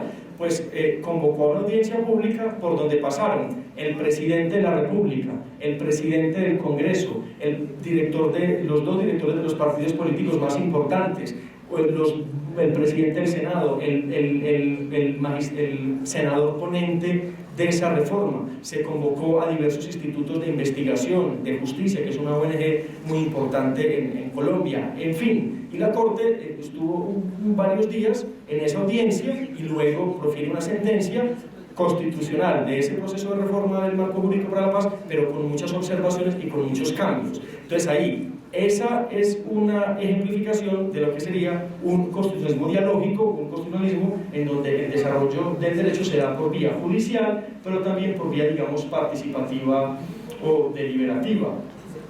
Y yo quisiera dejar ahí, agradeciéndoles por su paciencia, por su atención, y espero que haya de pronto alguna pregunta sobre este asunto. Muchas gracias. Damos paso entonces, damos la palabra al señor Reinaga Alvarado.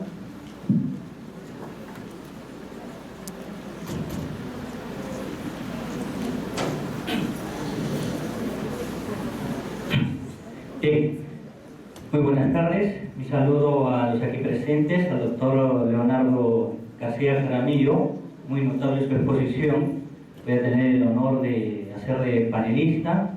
Al respecto espero contribuir con algunos comentarios interesantes y formularle algunas preguntas que espero puedan enriquecer la inquietud de los aquí presentes. Quisiera comenzar por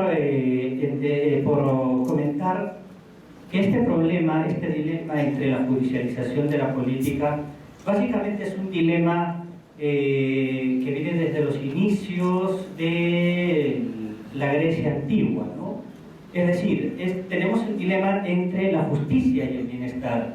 La justicia como acto que adjudica justicia a los ciudadanos y el bienestar, que es una actividad propia de la política. Sucede que, bueno, pues a propósito de la judicialización de la política, esta termina convirtiéndose en cierta forma en política. ¿Por qué? Porque la justicia, en cierta forma, es ese acto de administrar, de otorgar justicia a individuos, a un grupo de personas, puede terminar colectivizándose, que es la naturaleza última de la política. ¿Cuál es la naturaleza última de la política? fijar metas colectivas para una sociedad y adjudicar cosas valoradas de manera autoritativa o de manera vinculante para toda una colectividad. De hecho, el otorgar una ley, una norma, tiene este sentido, se regulan las conductas. Y cuando el juez hace eso, termina encontrándose el acto de la justicia con el acto del bienestar. Bueno, pues ante esta situación corresponde dirimir el dilema. ¿Cuál es primero, la justicia o el bienestar? Yo creo que la ponderación largamente nos va a indicar por la justicia. Pero bueno, vamos desarrollando el tema para plantear esta cuestión más adelante. Yo quiero comenzar diciendo que la judicialización en el país es un tema que ha llegado para quedarse. Como dijo el doctor Johnny Cáceres Valencia, presidente de esta Corte Superior de Justicia, ya lo estamos viviendo en carne propia. Desde el control constitucional de las leyes, que en nuestro país ya tiene larga data, las sentencias vinculantes del Tribunal Constitucional, los acuerdos plenarios y los plenos casatorios de nuestras Cortes Superiores, o nuestras Cortes Supremas, perdón, los controles de los actos singulares, de los actos parlamentarios, que han terminado por relativizar la antigua doctrina de los interna acta corporis, que bueno, pues franqueaban o planteaban flancos infranqueables entre los principales poderes del Estado. Yo quiero comenzar por detenerme un poco en las condiciones, en los factores estructurales y en las condiciones subyacentes que dan lugar a la judicialización de la política. Pero desde la perspectiva de los países emergentes. Hemos visto con bastante detalle la exposición del doctor García Jaramillo, se ha mostrado los casos de Alemania, de Italia, pero sucede que el caso de las democracias emergentes son particulares, porque básicamente se refiere al grueso de los países de Latinoamérica. Y bueno, pues esto corresponde explicar por un proceso que implica la bifurcación de tres elementos: el Estado de Derecho, el neoconstitucionalismo y la judicialización de la política. Pero ¿dónde tiene su comienzo esto? Básicamente cuando surge la democracia como una forma de gobierno a nivel global, lo que Huntington llama la tercera ola de las democratizaciones, donde por primera vez en la historia todos los países democráticos eran superiores a los países no democráticos. Pero ¿qué característica tenía esta democracia? Básicamente dos elementos: la libertad electoral y la competencia política. Estos dos elementos que caracterizaban esas democracias oligárquicas, como le llamaba Schumpeter, podían dar lugar pues a autoritarismos disfrazados. Podía darse el caso, por ejemplo, de que bajo el estricto cumplimiento de las reglas electorales pudieran llegar al poder racistas, fascistas y separatistas. Ahí se plantea el dilema. Los países de estas características pues trataban como países autoritarios a los pobres, a la población rural, a las minorías étnicas, y efectivamente los maltrataban y con ello pues violaban sus derechos humanos. Se tiene que dar un segundo paso, tiene que incorporarse a este sistema un esquema doctrinario muy importante, que es el liberalismo político. Larry Diamond, un profesor norteamericano en 98, nos habla del desarrollo de la democracia y nos dice que es necesario incorporar algunos elementos más para que esta democracia electoral o oligárquica tenga la connotación de democrática.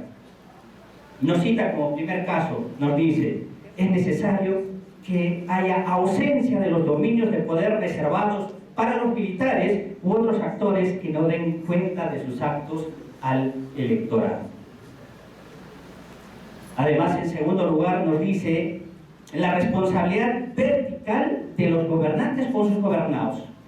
No solo, además de la responsabilidad vertical de los gobernantes con sus gobernados, se hace necesaria la responsabilidad horizontal, recíproca, de los funcionarios que están en el poder. ¿Esto qué implica? Limita al poder ejecutivo, protege el constitucionalismo, la legalidad y el proceso deliberativo. Y un tercer elemento, finalmente, termina por redondear esta democracia liberal, si se quiere, ¿no? Es necesario que haya un resguardo que proteja el pluralismo político y cívico. ¿Esto qué quiere decir? Que las libertades para los individuos y grupos, que sus intereses y sus valores puedan ser expresados y puedan competir en procesos continuos de articulación y representación. Articulación a través de los grupos de interés, a través de los grupos de presión, representación no solamente en los partidos políticos, sino también en los fueros parlamentarios, pero no solamente en los procesos eleccionarios, sino también en los procesos intereleccionarios.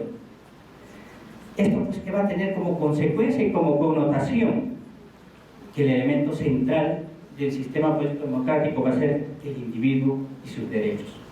Ya no el cuerpo social, ya no la comunidad, sino el individuo. Entonces, en esta circunstancia se da la unión de tres elementos fundamentales: el Estado de Derecho, el neoconstitucionalismo y la juridización de la política. Pero es necesario aquí entender claramente los tres estadios, los tres momentos por los que pasa las dimensiones del Estado de Derecho. Son muy importantes, son secuenciales. El primero, que se refiere a la dimensión represiva del derecho, cuyas reminiscencias todavía tenemos en algunas cortes y juzgados del interior del país, ¿no? Caracterizado por el énfasis que le pone al control social y al orden, el uso de razonamientos legales ad hoc, el uso extendido que se hace de la coerción y la subordinación efectiva del derecho a los poderes políticos. Se pasa a una segunda dimensión del Estado de Derecho. ¿Cuál es el derecho autónomo? Que se caracteriza por un énfasis de la justicia en los procedimientos, la deidad del debido proceso. Un razonamiento legal que valora una estricta adhesión a la autoridad del derecho y un uso controlado de la coerción. Vamos a tener un tercer elemento, una tercera dimensión del Estado de Derecho, que es la consustancial a la judicialización de la política. ¿Cuál es? Se refiere un énfasis en la justicia sustantiva, que trasciende el mero procesalismo, un razonamiento legal menos formalista, una integración de las aspiraciones legales y políticas en la práctica jurisdiccional, una integración de la política y de la legalidad. Es importante pasar del primer momento, de la dimensión autónoma del derecho, donde se ha asimilado muy bien los factores o las características del Estado de Derecho, para poder trascender a esta tercera dimensión sustantiva del Estado de Derecho, porque se corre el riesgo de la politización que ha mencionado el doctor García Jaramillo. Esta tercera dimensión nos permite hablar de una constitución justicial. Una constitución que mi profesor en algún momento me dijo, ¿no?, donde el juez puede aplicar directamente la Constitución sin que sea indispensable la mediación legislativa. Es una Constitución pro homini, es una Constitución pro libertad.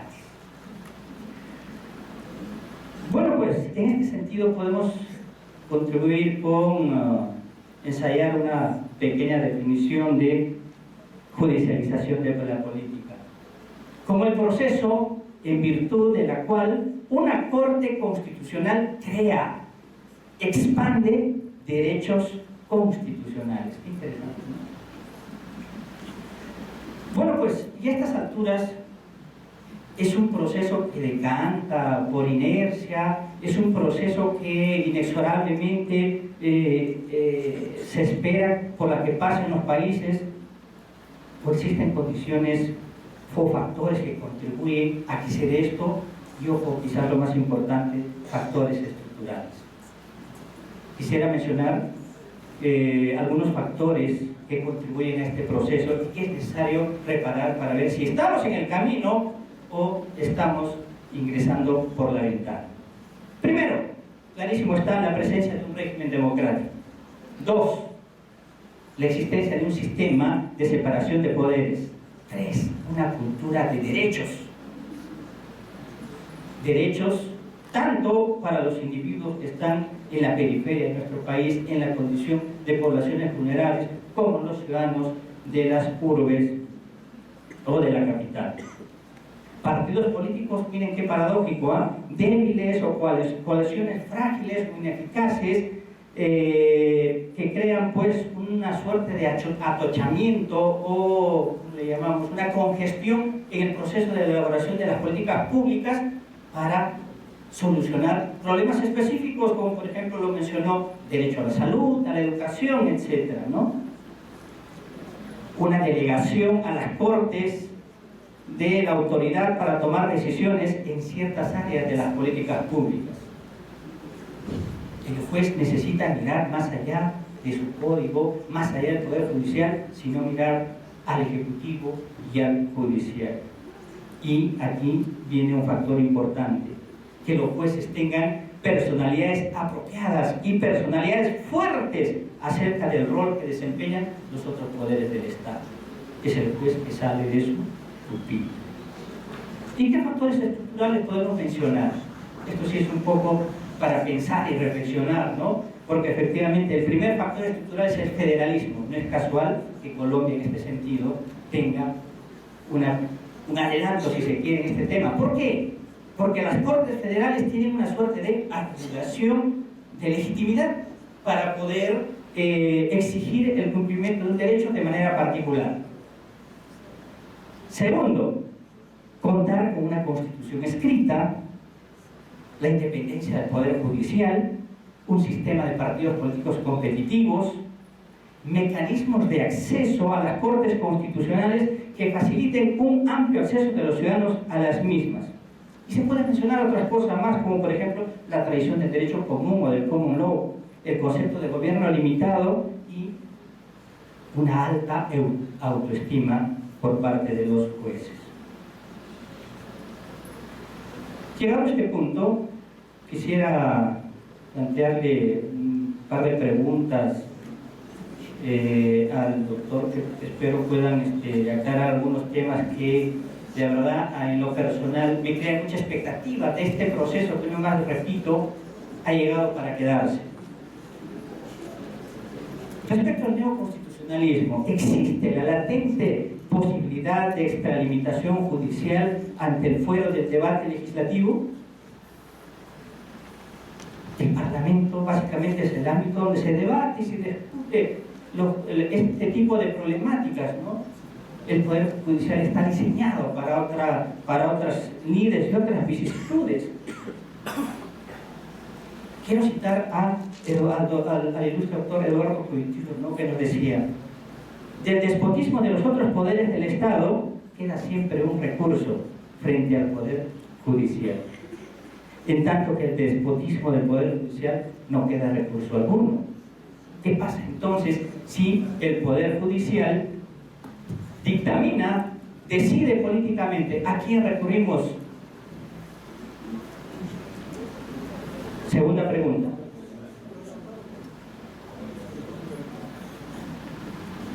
¿No se corre el riesgo de hacer una interpretación exagerada, individualista, relativista y permisiva de los derechos constitucionales, como por ejemplo el derecho al libre desarrollo de la personalidad humana, del derecho a la privacidad y el derecho de la diferencia, de tal suerte que desnaturaliza el contenido propio de otros derechos y lesione otros legítimos o incluso bienes públicos?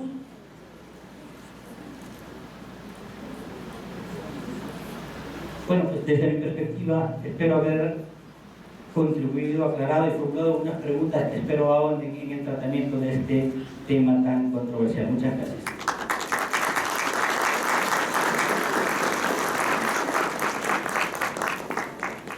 Brevemente, pues agradecer al profesor por sus precisos comentarios. Estamos súpermente sintonizados en este debate que, lejos de ser exclusivamente teórico o doctrinario, pues digamos reitero, y me da mucho gusto ver que estamos, digamos, en una sintonía no solo jurídica, sino también política, ideológica frente a este aspecto. Entonces, en síntesis, claro, Yo respondería a ambas preguntas citando un artículo reciente que traduje del profesor Robert Alexi, que a quien le interese pues se lo envío, porque es un artículo interesante que publicó en Colombia la Corte Constitucional en un libro, Diálogos Judiciales de Colombia con el Mundo, se titula, primero, dice el profesor, claro, eventual extralimitación, despotismo del Poder Judicial. Esto ya está, digamos, denunciado y estudiado en el derecho constitucional de muchos países, en el anglosajón sobre todo, donde se habla de la importancia de la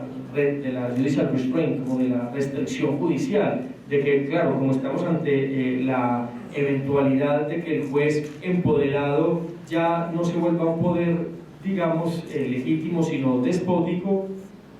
Entonces, ¿cómo hacemos? La respuesta que daría Alexia ahí frente al primer caso de una extralimitación eventual o de una interpretación exagerada, que es un riesgo, claramente sí. La respuesta que daría Alexia es la legitimidad de las cortes, la legitimidad de los jueces, es una legitimidad que denomina una legitimidad argumentativa. En el primer caso, ¿por qué no compartiría yo la referencia que se hace del autor acerca de la eventualidad del despotismo del Poder Judicial? Porque uno diría, en la gran mayoría, por no decir la totalidad, de casos que he mencionado, que son representativos del caso de la judicialización de la política en Colombia y en otros países de América Latina, son casos de activismo judicial, pero muy en sintonía con los otros poderes, digamos, con las otras ramas del poder público. La Corte Constitucional no puede hacer nada si no hay, digamos, una vocación o una intención de los otros poderes por llevar esas sentencias a la práctica. Los jueces pueden, como decimos en Colombia, poco peyorativamente, echar misa y sacar sentencias, no, ordénese, regúlese, dispóngase, créese, y la sentencia le llega al ministro del despacho y el ministro la engaveta, digamos. Y no va a haber ningún caso de un ministro, de un secretario que vaya a la cárcel, digamos, por desacato claramente. Digamos, nuestro sistema institucional en estos países no permitiría que eso llegue, sino en casos extremos ante ese punto. Entonces, Alexi, vuelvo a este autor alemán tan importante en nuestra teoría, en nuestra dogmática, diría, ¿cómo hacemos, sobre todo en el segundo caso, de la eventualidad de interpretaciones exageradas? En este punto, que la doctrina denomina en el desarrollo de la densidad normativa material de la Constitución, en ese proceso de interpretación y creación de significados nuevos de lo que dice la Constitución, que es lo que hacen los jueces con sus sentencias. El desarrollo de la densidad normativa material de la Constitución es, lo dice la doctrina, el examen de la es una expresión que parece un trabalenguas, pero es encontrar fundamentaciones o argumentaciones fundamentalmente correctas. ¿Qué significa esto de fundamentalmente correcto? Que sea correcto desde el punto de vista de los derechos fundamentales. Entonces ya podríamos entrar con esta salvedad a decir, ¿está el riesgo latente? Sí, hay casos de activismo, entremos a mirar caso por caso. Un tema muy polémico, pues hay muchos, separación de Iglesia y Estado, fue muy polémico y muy discutido en Colombia. Yo diría claramente, hoy las sentencias le dan la razón a los liberales, a los que decían es mejor una sociedad laica a una sociedad confesional, es objetivamente mejor. No es que a mí me parezca por ser laico, no, sino es realmente en un contexto pluralista en donde hay diversas concepciones del bien y del buen vivir, como diría John Rawls, que se reivindica el principio de la laicidad, que es distinto al del ateísmo, porque no se ataca al creyente, sino que no se dice al que cree en Vishnu o en Ra, no es distinto ni inferior ni superior al que cree en Jesucristo, en Alá o en Mahoma. No hay un argumento, digamos, mayoritario que fue el que legitimó durante muchas décadas, ¿no?, a la superioridad de la religión católica respecto de otras confesiones. Entonces, en síntesis, diría simplemente, el riesgo del despotismo judicial, los jueces responsables saben que está condenado al fracaso, porque los jueces, para generar impacto, en lo que estamos completamente de acuerdo, en lo que quieren es lograr el bienestar, la justicia real. Los jueces genuinamente quieren lograr eso, saben que no lo pueden lograr si no es con digamos, el apoyo, y por eso un principio importante de la reforma constitucional en América Latina es el principio de la colaboración armónica de los poderes, porque los jueces solos no pueden, digamos, lograr. Hay algunos ejemplos de la Corte colombiana donde primeras sentencias fueron muy activistas, muy progresistas y no lograron ningún impacto, no lograron nada porque la hicieron, digamos, de espaldas a realmente los actores y los que podían realmente adoptar medidas de política pública. Esto es un tema muy interesante que en la doctrina se denomina la dogmática de los márgenes de acción, que es quién es el que tiene la facultad de crear las políticas públicas. Claramente es el Congreso y el gobierno.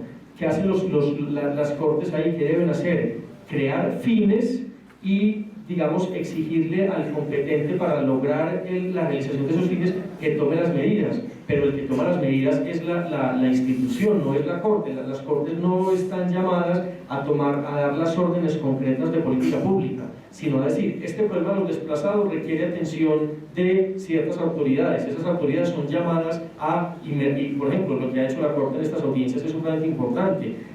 Llama a audiencias públicas para verificar el cumplimiento de sus órdenes. No saca la sentencia, ejecútese, cúmplase en nombre del mandato y por nombre del pueblo y por mandato de la Constitución, no, sino que la misma Corte es en audiencias revisando mediante autos el cumplimiento de esas sentencias. Y era muy interesante ver en el caso de los desplazados, en esa audiencia estuve presente, a la cúpula militar en pleno del Estado colombiano rindiéndole cuentas a la Corte Constitucional de cómo iba el tema con los desplazados en cumplimiento de la sentencia. Entonces, en síntesis, el punto de un eventual despotismo del Poder Judicial, si hay un Poder Judicial responsable, digamos, hay menos probabilidades de que se genere, porque cuando se genera, pues se choca simplemente con la estructura institucional que no le permite al juez destinar gasto público o adoptar medidas de política pública a nivel del diseño, la implementación, la ejecución y la evaluación. Los jueces, digamos, no habría la facultad de lograrlo, y los jueces lo saben. Y en el caso de estas innovaciones exageradas, pues sí, en Colombia muy debatido el caso del matrimonio homosexual, en Argentina el debate de matrimonio y adopción se dio en el Congreso, ¿no? Recuerdo el entonces cardenal Bergoglio, hoy Papa Francisco I, diciendo: este debate del matrimonio homosexual en Argentina es un debate de Dios contra el diablo. Y la oposición que generó la Iglesia Católica en Argentina tuvo el efecto contrario al que estaba logrando, porque a la gente que estaba en la mitad, por ejemplo los partidos políticos y sobre todo el kirchnerismo, la radicalización en contra de esa medida la puso a apoyarla, ¿no? Y por eso esa decisión se aprobó por medida parlamentaria. En Colombia, en contraste, todos los logros que ha tomado, que han tenido la comunidad LGBT, lo han tenido por vía del Poder Judicial, y claro, ha generado acerca de si los jueces pueden hacer eso o no. Y termino con este ejemplo. Cuando a la Corte se le cuestiona acerca de si los homosexuales pueden o no casarse, la Corte, siguiendo esta idea de los márgenes de acción que he mencionado hace un momento, dice: mire, yo no soy quien como Corte para definir si los homosexuales se pueden casar o no, pero lo que sí sé es que en el estado actual de cosas hay una discriminación, porque la idea, dijo la Corte, y yo creo que con argumentos de fondo, la idea de que la intención del matrimonio es la procreación es una idea fundamentalmente católica y cristiana del matrimonio, porque yo, que soy heterosexual, cuando me vaya a casar, no, a mí el notario, ni el juez, ni el sacerdote me va a preguntar: ¿y usted va a tener hijos? Y si yo le respondo que no, no me va a dejar de casar. Oye, y entonces, ¿por qué esa regla sí se la aplicamos a los homosexuales pacíficos? Como ellos no se pueden procrear, entonces no les vamos a dar, que es el argumento que se ha presentado en Colombia. Entonces ahí claramente hay una discriminación, hay una distinción de dos poblaciones, ¿cierto?, que no tienen una fundamentación constitucional real. Por eso volvemos al tema de lo fundamentalmente correcto, de lo que es correcto a nivel de derechos fundamentales, y por eso ahí la Corte dice: yo no voy a adoptarlo, pero como veo que ahí hay una discriminación, sí le voy a decir al Congreso: Congreso, venga y reforme este tema, tome la decisión que usted a bien tenga tomar, pero le voy a generar un estándar constitucional y le voy a decir: ya déjese de esa discusión que llevamos aquí 10, 15 años de si los homosexuales son o no familia. Son un tipo distinto de familia, diferente al del hombre y la mujer. Eso que la unión, digamos, de las personas homosexuales es una familia. Tenga presente ese estándar constitucional para la determinación que usted logre, si los quiere llamar matrimonio o lo quiere llamar unión civil. Entonces yo creo que estos ejemplos muestran